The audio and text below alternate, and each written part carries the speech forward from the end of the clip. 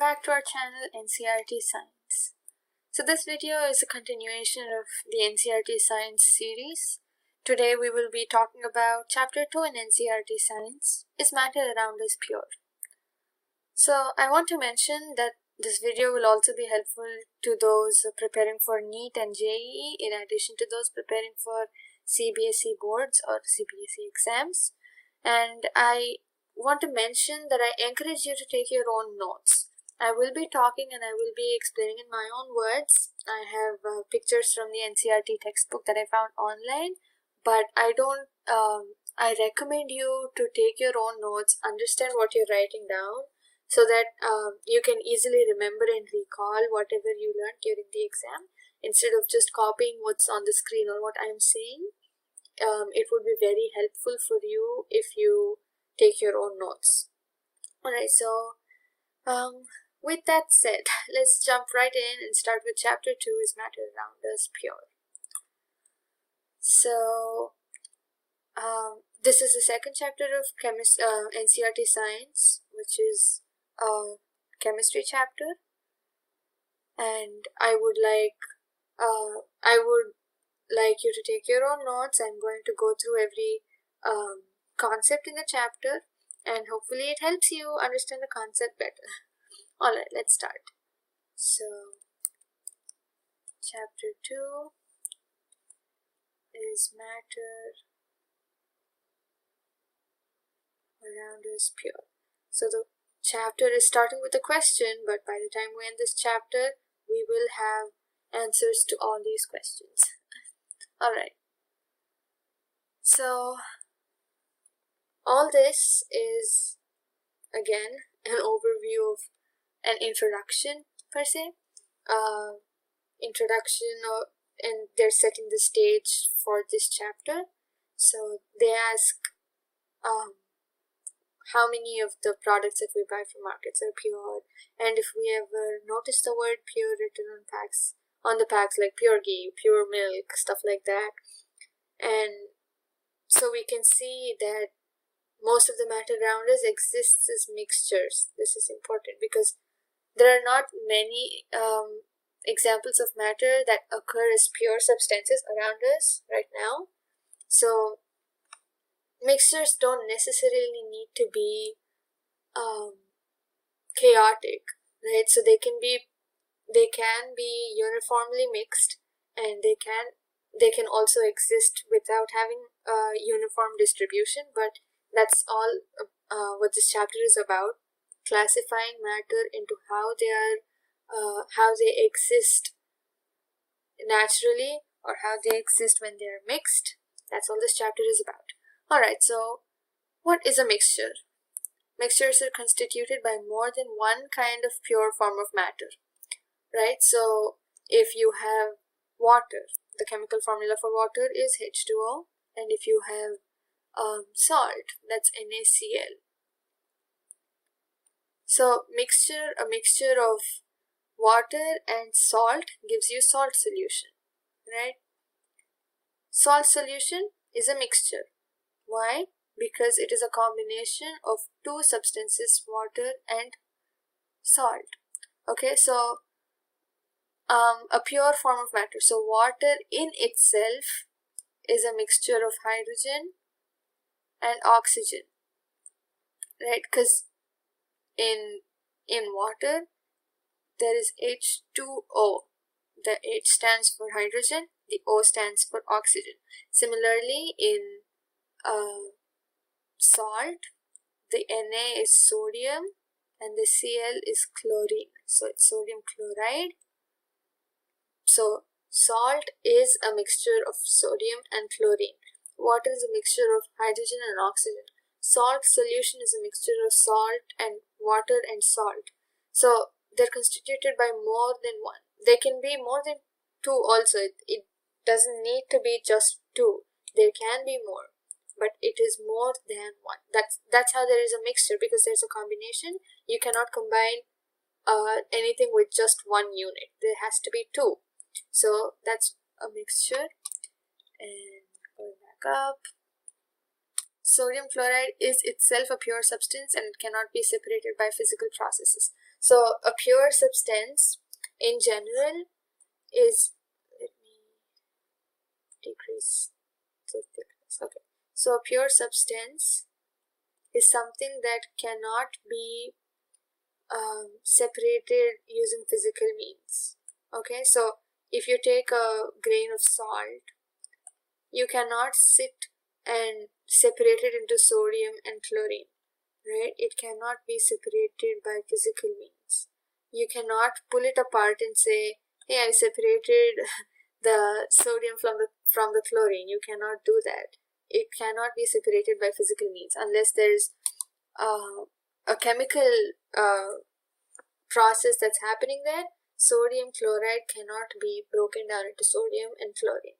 So that is why sodium chloride is considered a pure substance. That is, similarly, water is considered a pure substance because you cannot take a drop of water, or you cannot take a molecule of water and take your fingers and pull out the hydrogen and the oxygen and say I separated hydrogen and oxygen from water. That's not going to happen because you're using physical means, and water and pure substances like water and sodium chloride, they cannot be separated using physical means.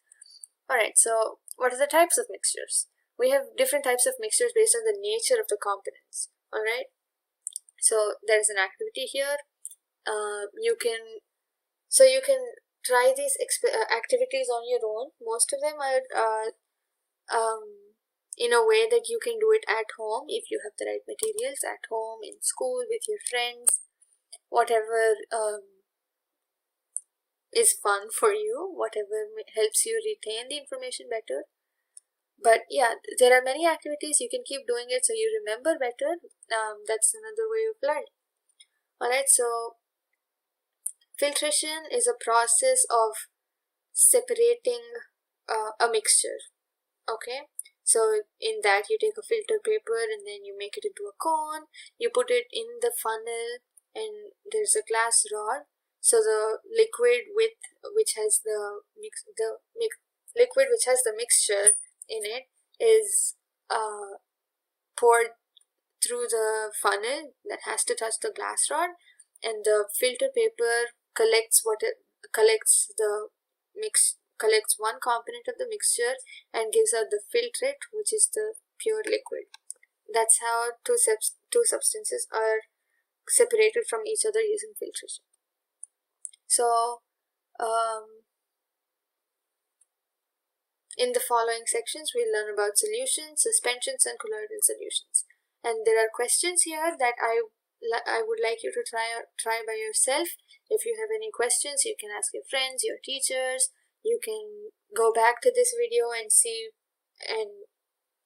if you didn't understand what I said. You can go back, you can pause, you can take notes, everything, and make sure you answer all the questions, because that's another way of checking how far you've come and how much you understood. Okay, so what is a solution? A solution is a homogeneous mixture. This is important. A solution is a homogeneous mixture of two or more substances. Alright, homogeneous mixture, very important. Two or more substances, important. Okay, so a solution is a homogeneous mixture made up of two or more substances. Alright, so there are examples here: lemonade, soda water, etc. They're all examples of solutions. It also says that usually we think of the solution as a liquid that contains either a solid, a liquid, or a gas dissolved in it. But we also have mixtures that are both made up of solids, both made up of gases, and so the solid solutions are called alloys, mostly metals, and gaseous solutions, one very common example is air. It has many gases in it, and a mixture of gases makes air. Alright, so in a solution there is a homogeneity at the particle level, right? So if the particles are distributed uniformly, that's what makes a solution. Alright, for example, lemonade tastes the same throughout, provided you mix all the ingredients properly. You can't have a glass with salt or sugar accumulated here water and lemon water mixed here and expect it to taste the same throughout. Once you mix everything perfectly, then no matter whether you take the first sip or the last sip, it will taste the same, and that is a property of a solution. It has, and that's like a general property of solutions that are edible, at least, that they taste the same throughout. You cannot taste hazardous chemical solutions, you shouldn't, but for lemonade, that's a way of concluding that it is a solution. Alright, so particles of sugar or salt are evenly distributed in the solution in lemonade. That's what shows that it is a solution. Alright, so alloys are mixtures of two or more metals, or a metal and a non-metal, okay? And they cannot be separated. They cannot be separated. I cannot stress enough that they cannot be separated into their components by physical means, alright? You can separate them using chemical means, but you cannot separate them using physical means, okay? No, not physical methods, right? Keep that in your mind, let it sink, take notes, underline, use a star mark, highlight it, whatever works for you, but alloys cannot be separated into their components by physical methods, alright? And it is still considered a mixture because it shows the properties of its constituents and can have variable composition, right? Brass is a mixture of approximately 30% zinc and 70% copper. So there is a possibility of this popping up in your exam, brass. So how I remember it is that brass is made up of zinc, which is Zn, and copper, which is Cu, right? So brass SS ends with Zn, and there is another alloy called bronze. It is made up of tin, which is Sn, and copper. Alright, so where there is S, there is zinc. Where there is Z, there is tin. Okay, it is confusing, but that's another way of remembering it, because one that ends with Z here starts with S here. One that ends with S here starts with Z here. Alright, so there is a possibility. I'm not sure if they still ask such questions, but there is a possibility of an exam question that says what are the components of brass. Then you should be able to say copper and zinc. So in both brass and bronze, copper is the common metal. Alright, I hope that helps you a little bit, the difference between brass and bronze. So a solution has a solvent and a solute as its components. So one way of remembering which is the solute and which is the solvent is that if in a solution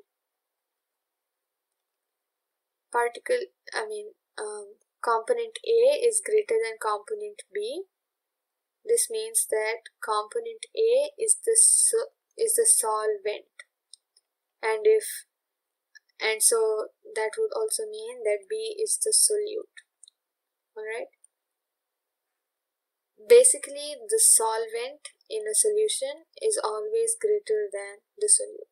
Okay, that's how you identify which one is the solvent and which one is the solute. In a solution, if one component is greater than the other, it means that the greater component is a solvent, and the component that has a lesser amount is the solute. Alright, so then we have examples. I did not mean to do that. Yep.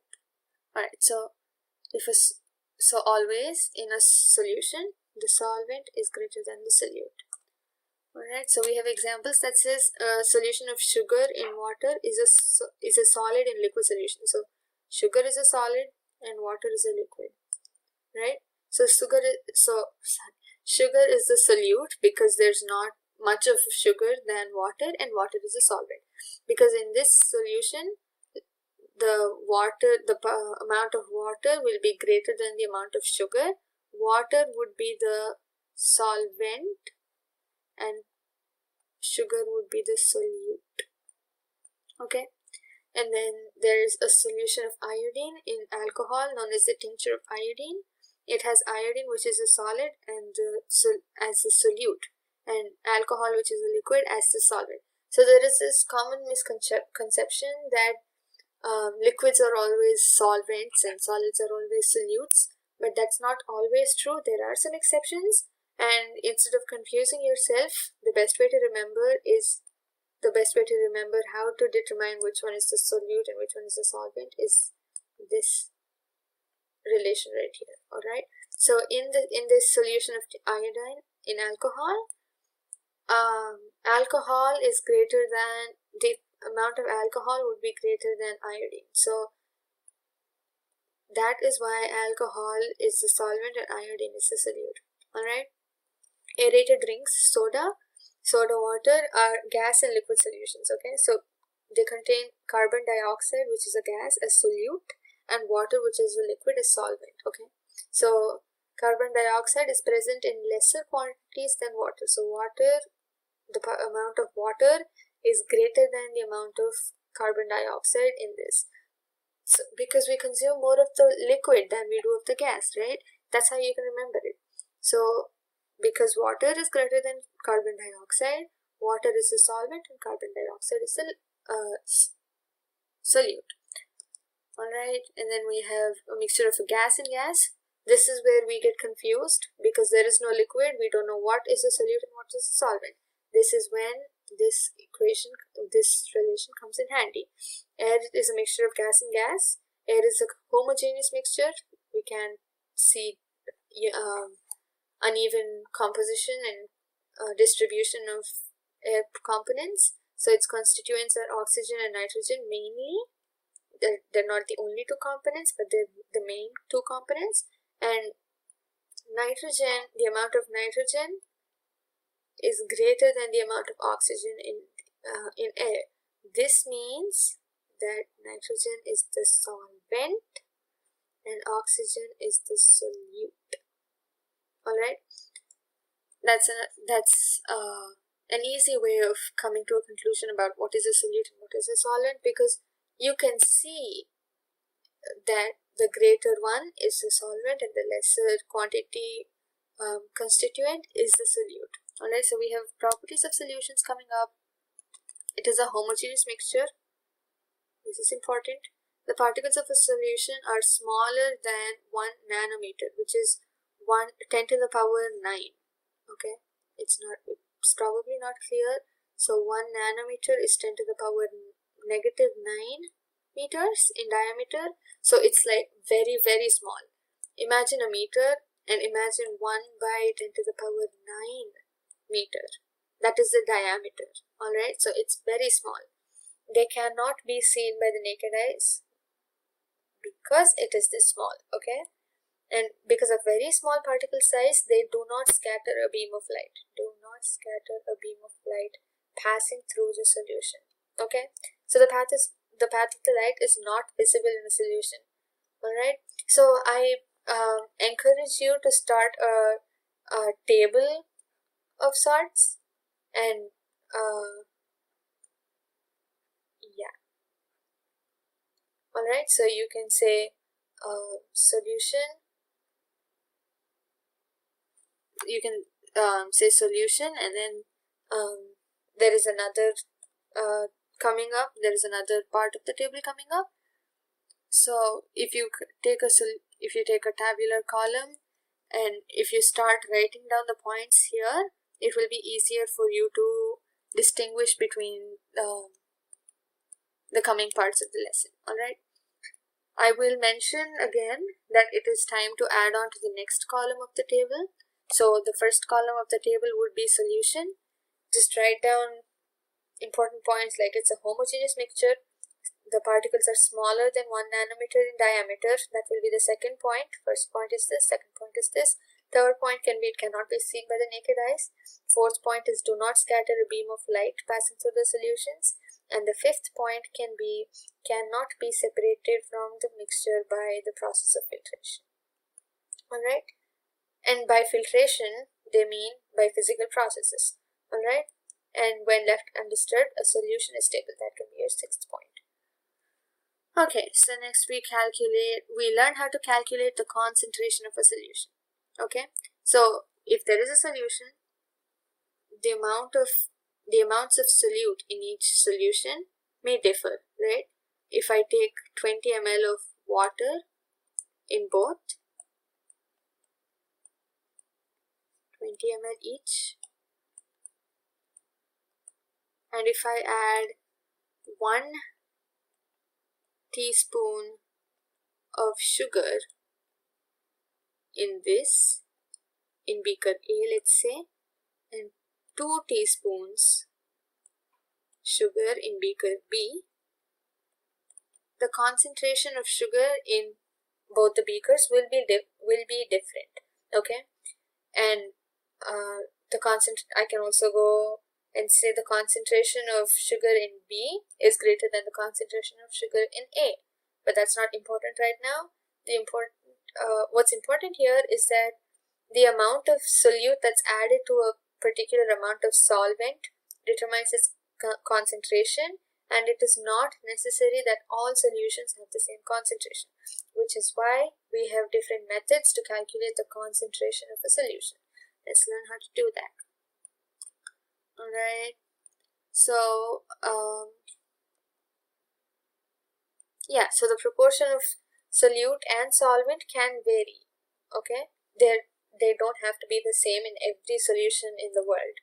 So depending on the amount of solute present in the solution,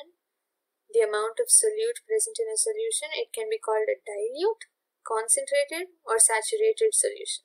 Alright, so these are 3 vocabulary terms. Dilute solution is a solution in which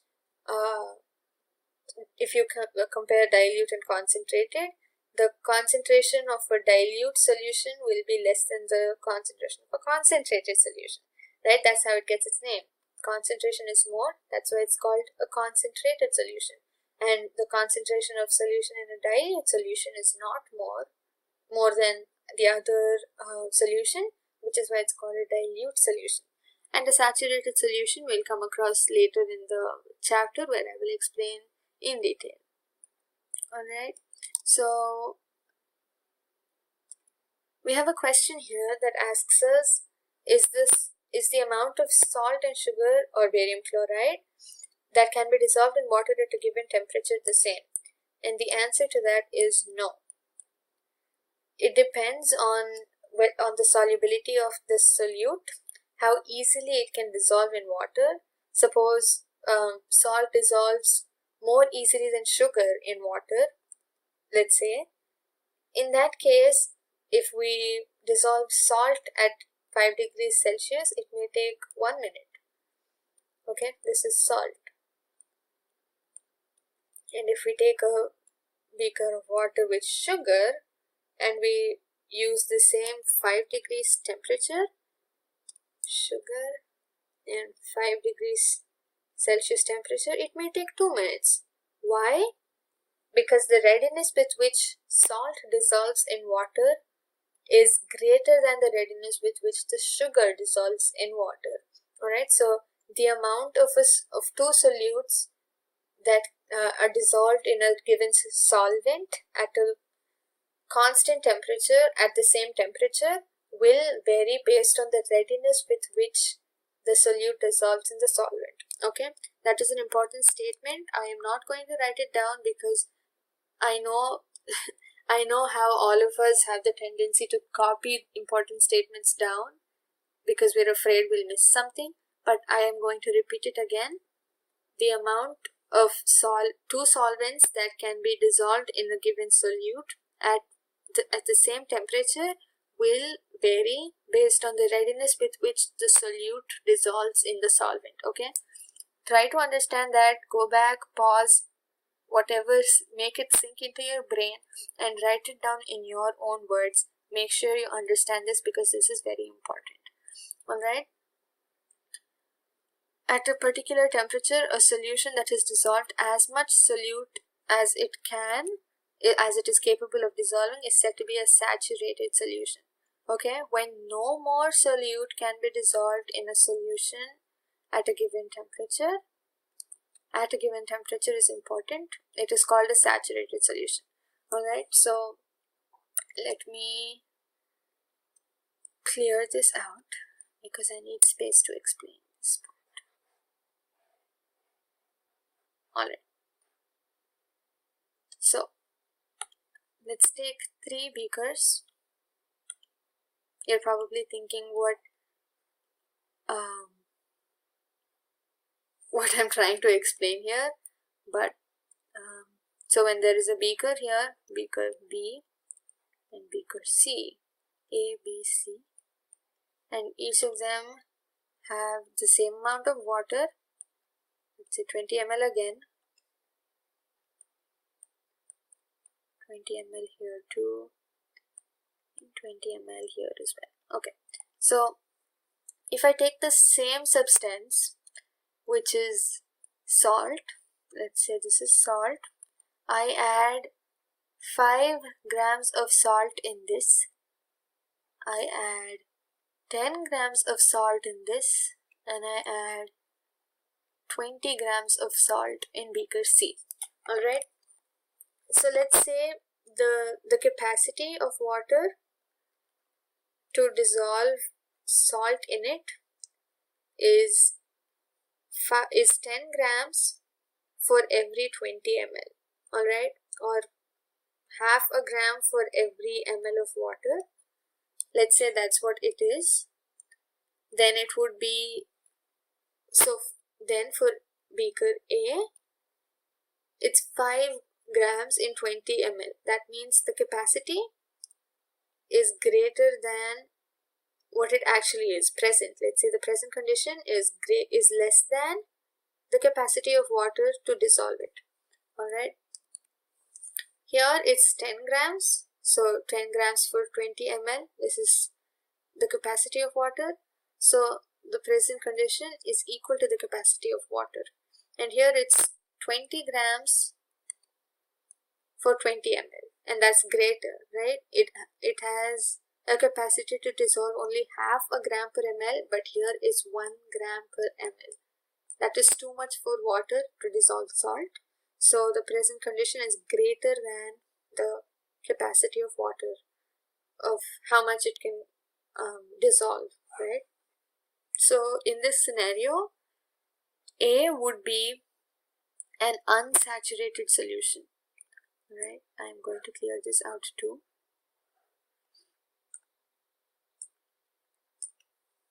And let me take this out.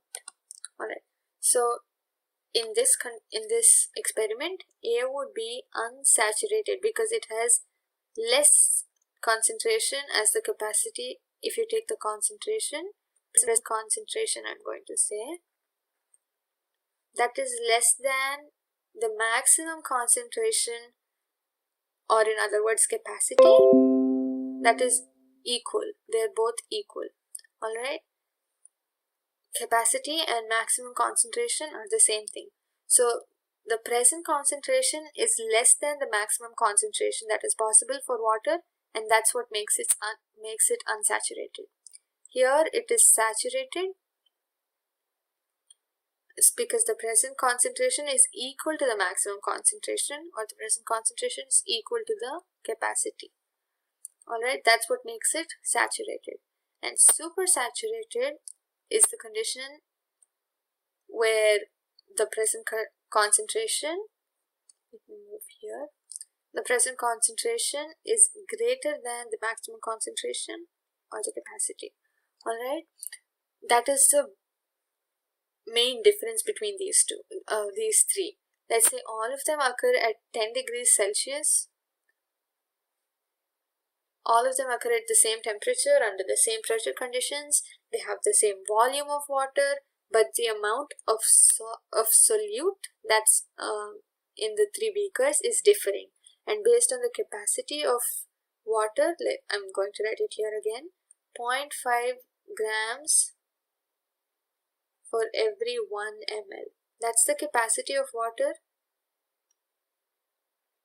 Alright, and based on the capacity of water and based on the present concentration, we can see how much it is, we can see how whether it is less than the maximum capacity, whether the present concentration is more, or whether it is equal to the maximum capacity. That is what we can see here, and based on that, it is solutions are classified into unsaturated, saturated, and supersaturated. Alright, so that's what's happening here. If the amount of solute contained in the solution is less than the saturation level, it is called an unsaturated solution. So saturation level or maximum concentration is another word for the capacity of a given solute, of a given solvent to dissolve a solute. Alright, and the amount of solute, this definition is very important. The amount of the solute present in the saturated solution at this temperature is called its solubility. Okay, at this temperature, as in this temperature, the amount of solute present in the saturated solution is called its solubility. Alright, and if you were to take a saturated solution to a certain temperature and cool it slowly, the excitement of the particles here, because kinetic energy increases with temperature, the excitement would decrease, and so the capacity of water to dissolve the solute, which is salt, would also decrease. Alright, so the capacity of water here at 10 degrees Celsius is 0.5 grams per milliliter. Alright, so we can infer from the above activity that different substances in a given solvent have different solubilities at the same temperature. Alright, and now we learn how to calculate the concentration of solutions. So there are many ways, but we're going to learn only 3 right now. The first one is mass by mass percentage of a solution. Alright, so you take mass of a solute by mass of solvent and multiply it by 100. That will give you the mass by mass percentage of a solution. Alright, and then moving on, not too far, we have the mass by volume percentage of a solution. Okay, so mass of solute by volume of solution into 100. Here it was mass of solute by mass of solution, not solvent, mass of solution. Mass of solute by mass of solution by 100 will give you the mass by mass percentage into 100 is for the percentage here, and the mass by volume percentage of a solution would be mass of a solute by volume of a solution times 100. The volume by volume percentage of a solution would be volume of a solute by volume of a solution times 100. Alright, that's how you calculate the concentration of different solutions. And so we have examples here.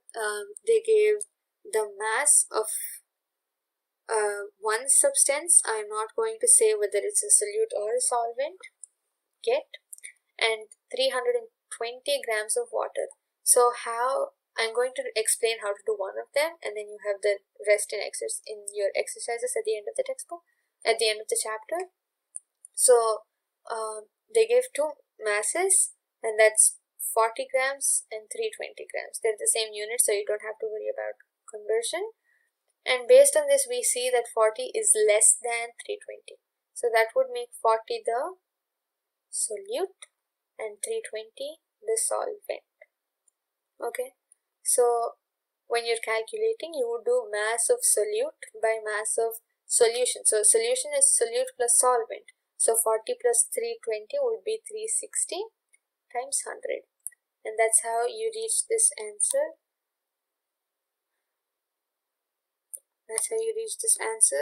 40 by 360 times 100, 11.1.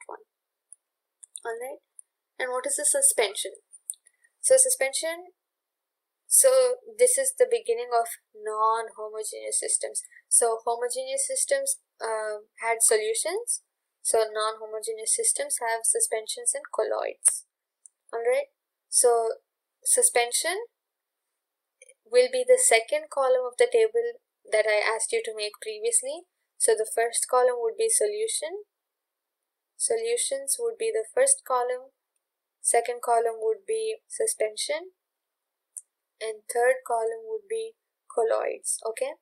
And I want you to make a note of the properties, the important properties of each of these, so that whenever you want to differentiate between solutions, suspensions, and colloids, you just look at the table and go, oh, so this is what I'm supposed to differentiate them based on whether you want to talk about the uniformity of distribution or the size or its ability to show the path of light.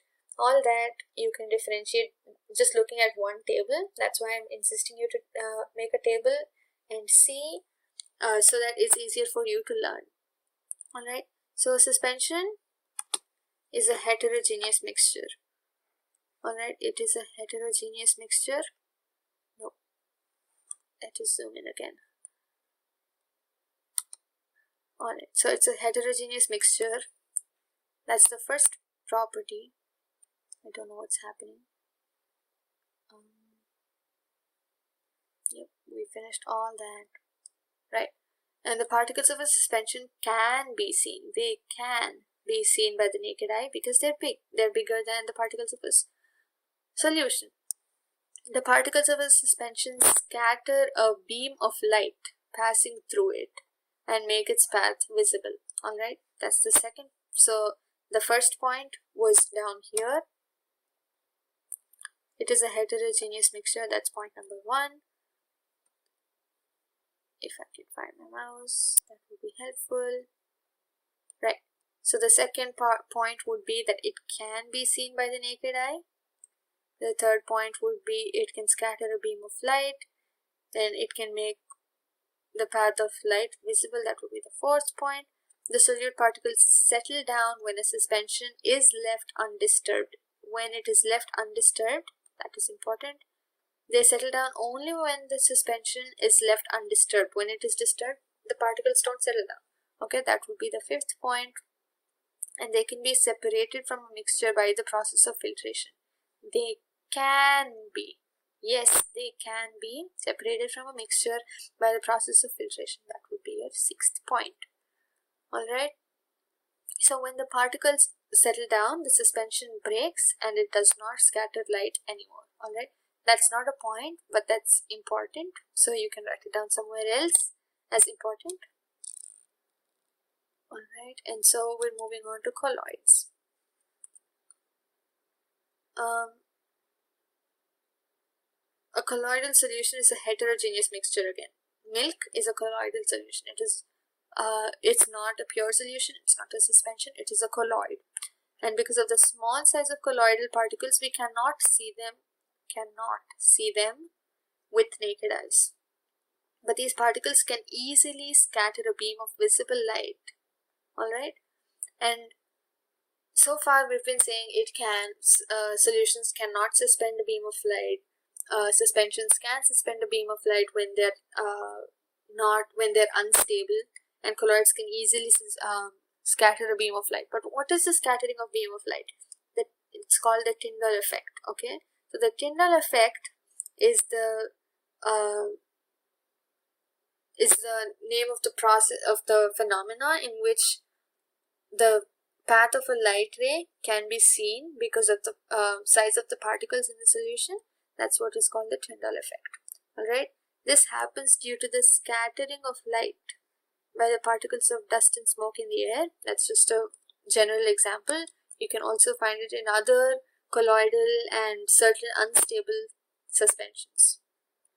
Okay, and then we have separating the components of a mixture. There are many methods through which we separate the components of a mixture, and we're going to learn some of them. There will be many more that we do not learn here, but we are going to cover most of them, and we'll have examples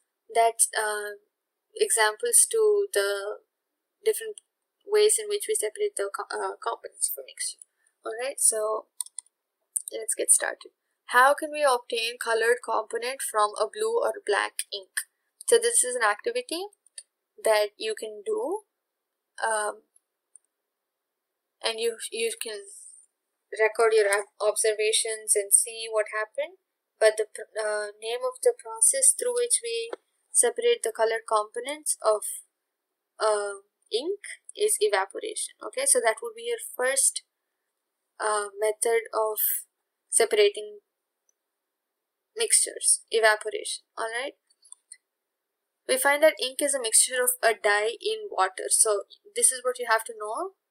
Ink is a mixture of dye and water. So when you evaporate, when you use evaporation, the water evaporates, leaving the dye in the vessel. Alright, this is why evaporation is the right method for separating the colored component from the ink. Alright, so next, how can we separate cream from milk? Right, so you can conduct another activity or an experiment, but the answer to this is centrifugation. Okay, centrifugation is the process through which you separate cream and milk. Sometimes the solid particles in a liquid are very small, and they pass through a liquid and through a filter paper. So filtration is not the right the right separation method for this, because there are solutions in which the solid particles are so small that they pass through the filter paper, and so that won't be the that won't make the mixture separate, right? So filtration cannot be used here. In these cases, centrifugation is used. Alright, such mixtures are separated by centrifugation. Mixtures that cannot be separated by filtration are separated by centrifugation, and this is based on the principle that denser particles are forced to the bottom and the lighter particles stay at the top when spun rapidly. So a centrifuge is a machine in which, I'm not a good artist again, so the machine has arms like this, and there are test tubes or containers. That's a very bad container. Let's say this is a test tube here. Alright, so it spins very rapidly. Okay, it keeps spinning clockwise, anti-clockwise, I'm not sure, but it spins. And so when it spins, the denser particles get accumulated at the bottom, and the lighter particles come on the top. Okay, so let's say the denser particles are these blue particles here, and the lighter ones are red. So when spun rapidly, the denser particles accumulate at the bottom while the lighter particles stay on top. And once the machine stops rotating, you can take the test tube out, separate the lighter and denser particles, and this is centrifugation. So there are a few applications for centrifugation. They are used in diagnostic laboratories for blood and urine tests. So when you go to give your blood samplers for a test, this is what happens. They use centrifugation to separate the denser and lighter particles of your blood or urine, and they find out what if you have any infection or anything. Okay, so they are used in dairies to separate butter from cream, or cream from curd, or cream from milk. So that's what is used. Okay, and they're used in washing machines to squeeze out water from wet clothes. So when you put your clothes in a dryer, it spins very very fast. That is to separate the water from the wet clothes. Alright, so how can we separate a mixture of two immiscible liquids? Immiscible liquids are liquids which have two separate densities. Okay, I can't say separate. Two different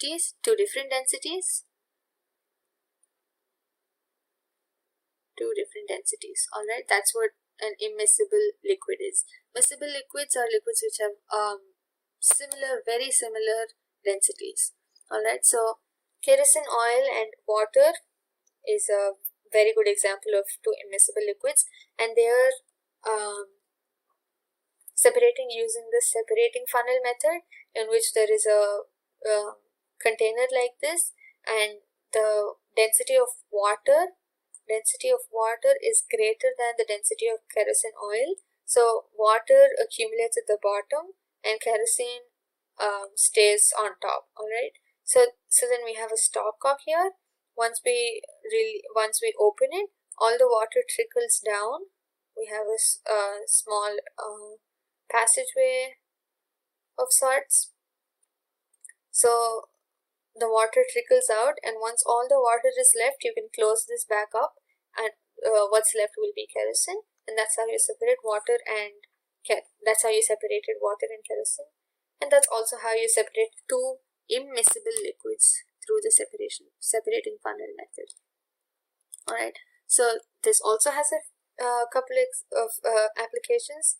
They separate mixture of oil and water. That's another classic example, oil and water, of two immiscible liquids. And the extraction of iron from its ore. Iron is removed from its ore through the separating funnel method. That's not exactly two immiscible liquids, but that's also an application. It's mostly the separating funnel method is mostly used for separating immiscible liquids, but that's not the only purpose for what separating funnel method is used. Okay, it's also used to separate iron from its ore. There are many other examples like that. We don't need to learn all of them. This is just for an idea. Alright, the principle is that they separate out in layers depending on their densities. In layers and depending on their densities. That's important. Alright, so how can we separate a mixture of salt and camphor? That is through sublimation. Alright, the answer to this would be sublimation.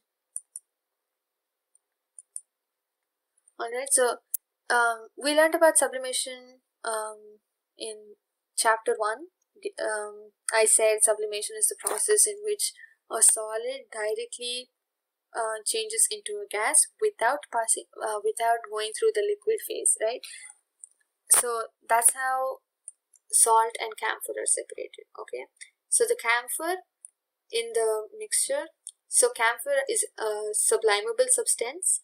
So when you heat it, the salt gets left behind, and all the camphor becomes camphor fumes. The solid camphor becomes a gas that becomes solid, the camphor fumes, and once it goes to the walls of the beaker, it cools down again to form camphor. It solidifies, so it turns from gas to solid again.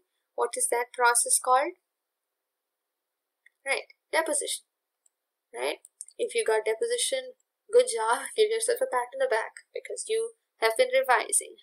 Good job. Okay, so that's how salt and camphor are separated. Camphor is obtained from the walls of this container, and salt is left behind at the in the bottom of the container. Alright, so moving on, we have, is the dye in black ink a single color? Most of the times it's not, but to find out what colors are there, we use the method of chromatography. Let me spell that out for you. That's probably not clear in the textbook. Chromatography is the method. Alright, so read through the activity, and you will see that when the strip of paper is dipped in water, the water seeps through the paper. The paper absorbs water, and it seeps through until there are dots of color at different lengths. Okay, so there is red red here, blue here, green here, and there's another color somewhere on top. Let's say black. So this is not the set order of the colors that appear. I'm just giving a hypothetical example again, but this is how you find out. So one color separates here, so this shows that the black ink that's present here, that you're actually trying to find out, is made up of green, red, and blue as well. That is not, I don't think that's true. I'm just giving you an example on the spot. I'm not sure if that's correct. Alright, so wait, this is not moving. Right, thank you, computer, you moved. Alright, so the ink that we use has water as a solvent, alright? That is water as a solvent, or else there would be no fluidity. You can't write as neatly as you do. You can't write as easily as you do, because if there is no liquid, it won't flow, and if it won't flow, it's like holding a chalk and writing, and that's not as easy as holding a pen and writing, right? So ink has water in it, and the dye is soluble in water. So the dye is a solute and water is a solvent. Alright, so chromatography is the method with which we can separate the different colors in black ink.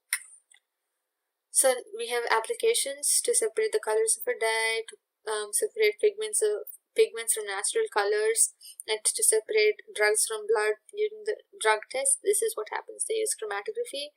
To separate pigments from natural colors, they use chromatography, and this is what we just learned, to separate colors from a dye. Alright, so how can we separate a mixture of two miscible liquids?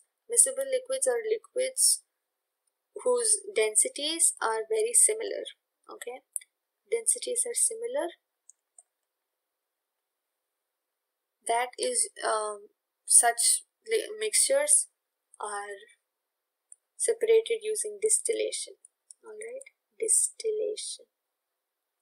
So this is a complex setup here. You have the mixture in a round bottom flask, which is also called the distillation flask, and you have a stand here that holds it. You have a thermometer that measures the temperature frequently, continuously, and when you heat it, the liquid here evaporates, and then it passes through the this part of the apparatus, and then there is a water outlet. It condenses the vapors that have been released here, and that turns out to be and then once it is condensed, it comes back to the liquid state from the gaseous state, and that is collected here. So the substance that is remained here with the higher density, the substance with the higher density remains here, and the one with the lower density evaporates here, vaporizes here and condenses here to form the liquid. Alright, so one of the two liquids will be here, and the second one will be here. That's how you separate two miscible liquids. So in distillation, there are two methods. That's one is a classic distillation, and then the second one would be fractional distillation. Fractional distillation, this is not math, don't worry. Fractional distillation is, so distillation is used when the density D2, let's say the density of the second substance minus the density of the first substance, is greater than 25 Kelvin. Okay, so when the difference between the densities of the two constituents of the mixture is greater than 25 Kelvin, we use distillation. But when the difference between the two densities, between the densities of the two substances in the mixture is less than 25 Kelvin, we use fractional distillation. This is important, very important. Alright. So this is how you determine whether you want to use regular old classic distillation or fractional distillation. Alright, so now we're talking about fractional distillation here. Alright, this is in cases where the difference between the densities of the two substances is less than 25 Kelvin. Alright, so the difference is between the boiling points, not the densities. Okay, when the boiling point is less than 25 Kelvin, fractional distillation is used. So obtaining different gases from air is another fun experiment. You cannot do this at home, but reading through is very fun. I found this fun when I was learning about it. So here we have the boiling points of oxygen, argon and nitrogen. When I was learning this, my teacher came up with this easy way to remember, that says NaOX. And then Na has negative 196 degrees Celsius. Argon in, okay, so it's N, I wrote the Na as sodium, but it's argon. So N for nitrogen, A for argon, and O for oxygen, but X here. Alright, so not an ox is how I remembered it. This is not an ox. Alright, so N stands for nitrogen, A stands for argon, OX stands for oxygen. Nitrogen has negative 196 degrees Celsius boiling point. Argon has negative 186 degrees Celsius as boiling point, and oxygen has negative 183 degrees Celsius as its boiling point. This is a way I remembered. This is a way my teacher taught me to remember it. It worked for me. Hope it works for you. Alright. So then we have a few more questions here. I want you to try out the questions on your own, because first point, you have to know how to answer questions on your own, because you've been listening to this to the explanation. You should be in a position to answer on your own, but also I don't want the video to be too long. But primarily because I want you to answer the questions on your own. So we have this setup here. So air is let in through this tube passageway here, and a lot of pressure is applied.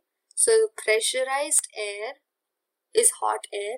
It moves through this chamber, and when it goes through here, freezing cold water is let in through these pipes. Okay, so the hot air, when it comes in contact with the cold temperature that the freezing air carries, it doesn't come in contact with the cold water. This is important because air does not come in contact, the hot air does not come in contact with the cold water. It just comes in contact with the temperature, the cold temperature that this freezing water is carrying. Okay, and then it turns cold. So the cold air, the cold compressed air, it turned cold here, but it was compressed here.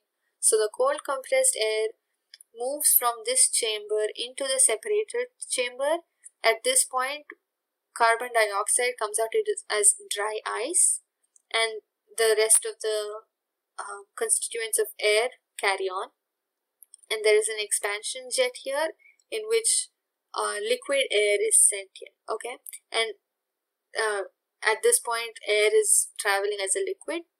So nitrogen and oxygen, and nitrogen and argon come out through fractional, and they are separated using fractional distillation, because if you remember, nitrogen has a boiling point of negative 196 Celsius, and argon has a boiling point of negative 186 Celsius.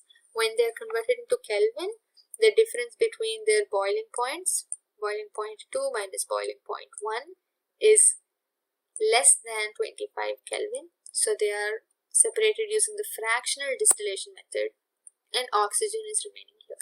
That's how the constituents of air are separated. So how do we obtain pure copper sulfate from an impure sample? That's also another way of separating. So we use crystallization. It is a process that separates a pure solid in the form of its crystals from a solution. So there is a tendency for pure solids, mostly metals, to exist as crystals. So when they exist as crystals in a solution, so this is the solution and these are the crystals of the pure solid. When in such a situation, the crystals of this solid are separated from the solution using crystallization. Alright, this is better than simple evaporation. Okay, so you can just evaporate the solution, but crystallization is much better than simple evaporation. Okay, because some solids decompose.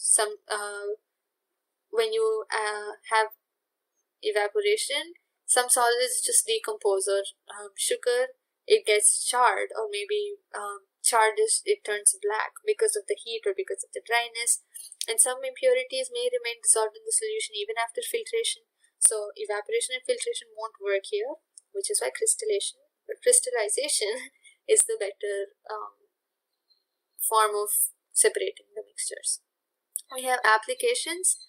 Purification of salt that we get from seawater is carried out through crystallization, and separation of crystals from alum is that's another catalyzing substance that speeds up the reactions of that speeds up separation processes.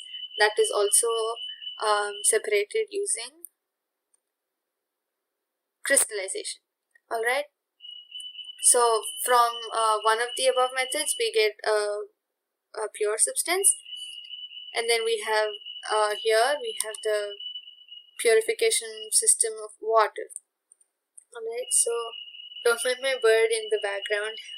He just wants to grab attention. Okay. So water is in a reservoir here, and it goes through multiple chambers before it comes home. You don't just get it from the ocean, right? So this chamber is to allow, I'm not sure if you can see properly, but this is to allow solids to settle. All right, so the first step is that solids in the water settle down in the sedimentation tank. Okay, this is the sedimentation tank.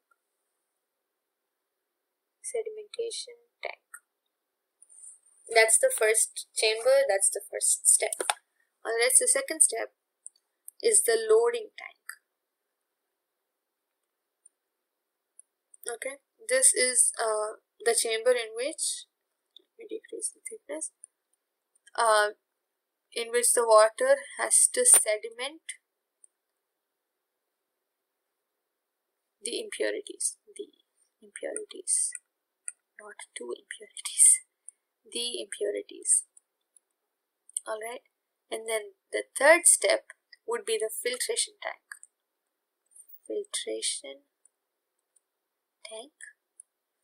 In which water, sand, gravel, in gravel, fine gravel and coarse gravel, they get separated. So from below it's coarse gravel, and then it's fine gravel, then it's fine sand, and water stays on top.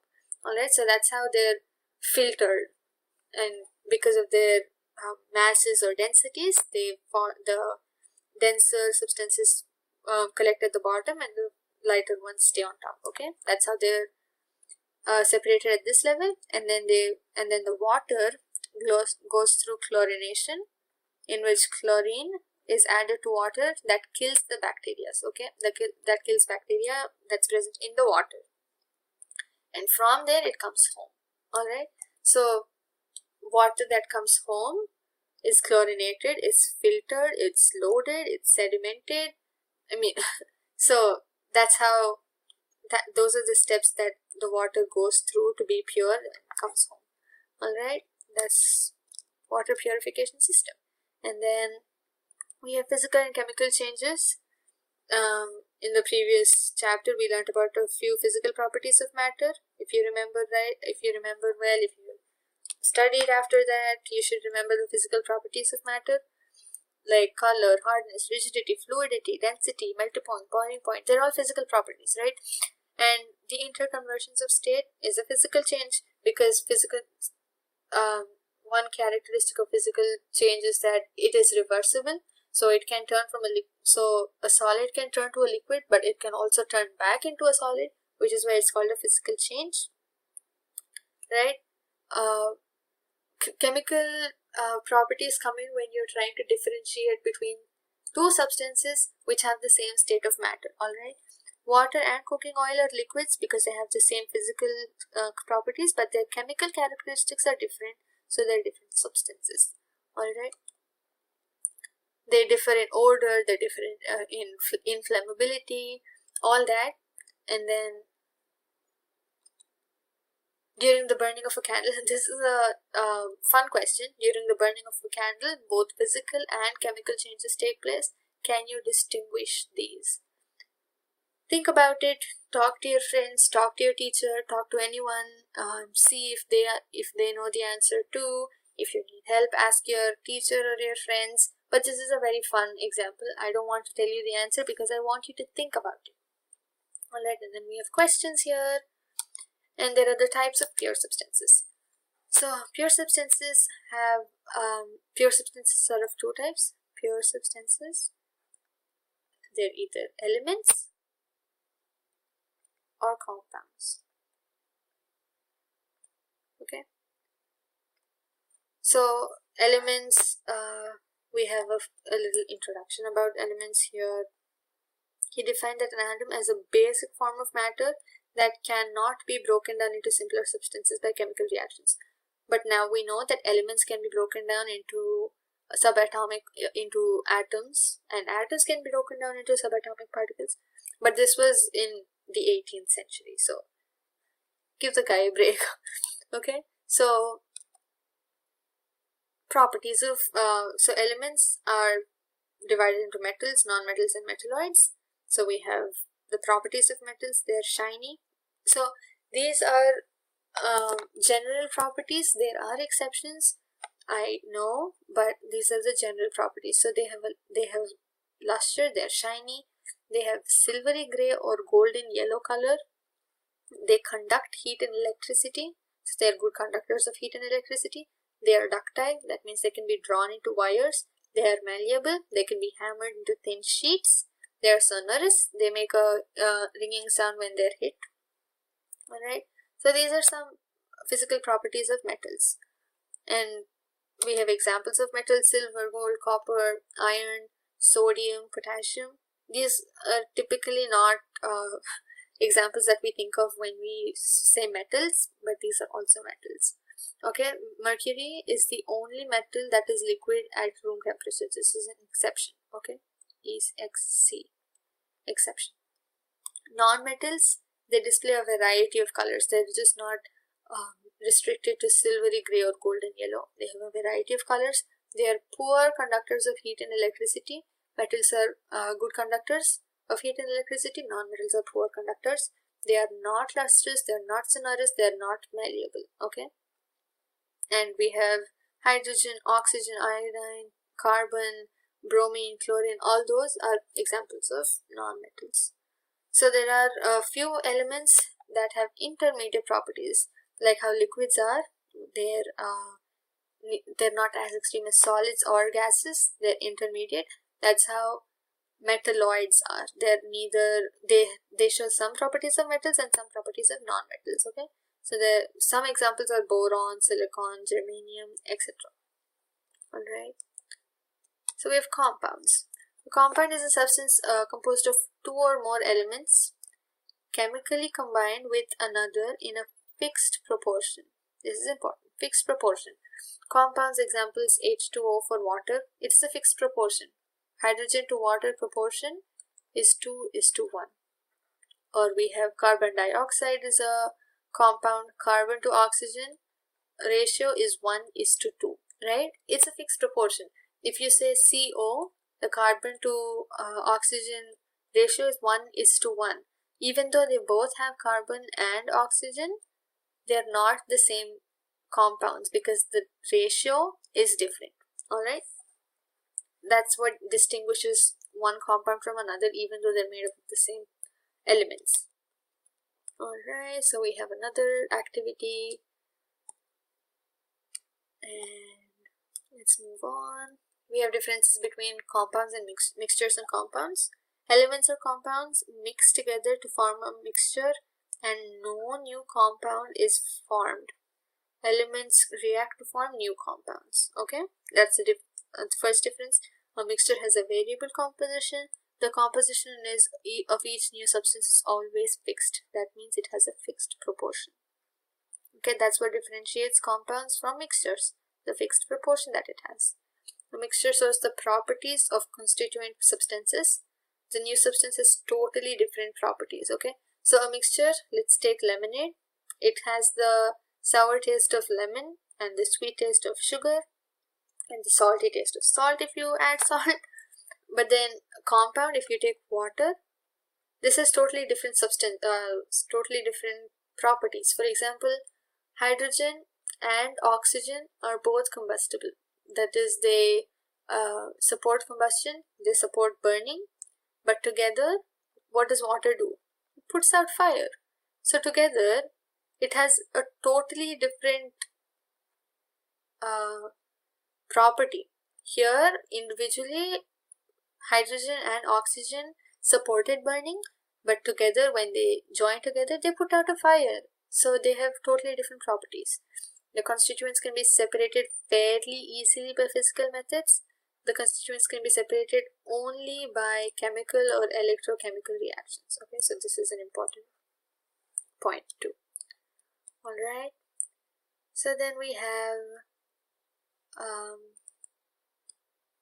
an activity, and we have a few questions here, and so we reach the end. Here is a flow chart of sorts that distinguishes between the different things we came over during this chapter. So matter is either pure or it is mixed. So pure substances are either elements or compounds. Mixtures are either homogeneous or heterogeneous. Elements again can be broken down into metals, non-metals, and metalloids. Non-metals and metalloids. Homogeneous mixtures and heterogeneous mixtures are the two types of mixtures. Okay, so elements cannot be broken down into simpler substances. Compounds have fixed composition. They can be broken down into elements by chemical or electrochemical reactions. Homogeneous mixtures have uniform composition. Heterogeneous mixtures have non-uniform composition. Okay, and then we have all the textbook gave you an overview of what happened, so you can go through this the day before your exam or the day of your exam, and then you have a few exercises. Try to practice, see how much you can do. If you are stuck at a question, go back to the part of the video where I explained the concept, and every concept that so these exercises have every concept from the textbook, and I explain every concept in the textbook. So if you're stuck anywhere, just go back, see, and try to understand again, and then come back and solve these. They're all pretty easy questions. And then we have a few more questions, and we're finally done. And now we have points to recap. So this is what we went through during this video. We learned what a mixture is, how to identify it, and what the types of a mixture are. We learned about solution, the identification and types of a solution, and the properties of solutions. And then we learned 3 ways of calculating the concentration of solutions: mass by mass percentage, mass by volume percentage, volume by volume percentage. We learned about the properties of suspensions. We learned about the properties of colloidal solutions. We learned about the different separation techniques, right? We learned about evaporation, centrifugation, immiscible liquid separation through separating funnel, and then we learned about sublimation, chromatography, distillation, fractional distillation. We learned about the difference between these two. We learned how to identify which method to use. Yes, and then we went on. If this moves, okay, yeah.